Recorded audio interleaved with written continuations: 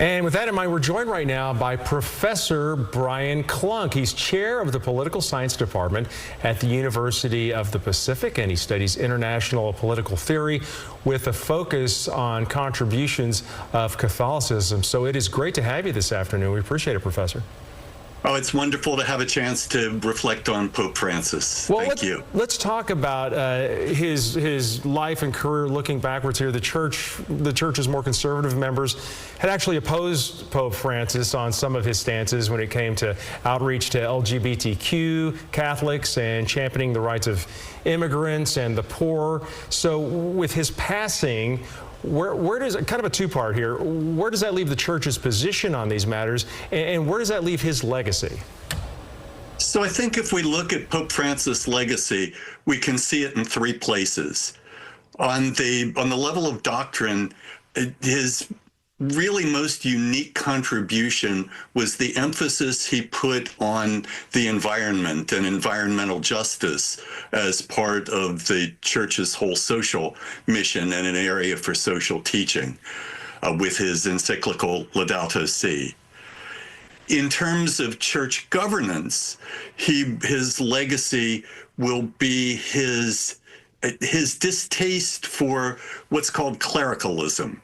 The idea that bishops and priests are sort of little princes who are there to rule the church.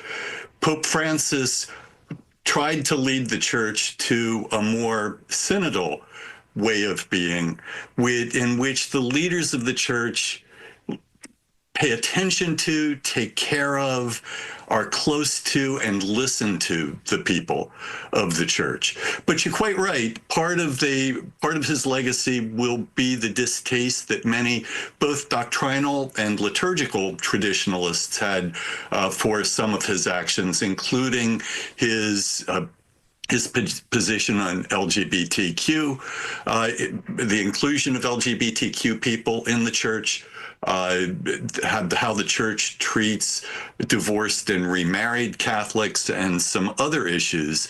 And those will be continuing areas for discussion and for the church to work out. Yeah, and some of those discussions, of course, are going to come very soon. The College of Cardinals choosing his successor very soon. Do you expect that the church will continue in this more progressive tradition, or do you expect maybe we'd see a shift back to more traditional values? I would warn us from a sort of Conclave the movie view of the church being torn between progressives and conservatives. The reality is much more nuanced and complicated than that.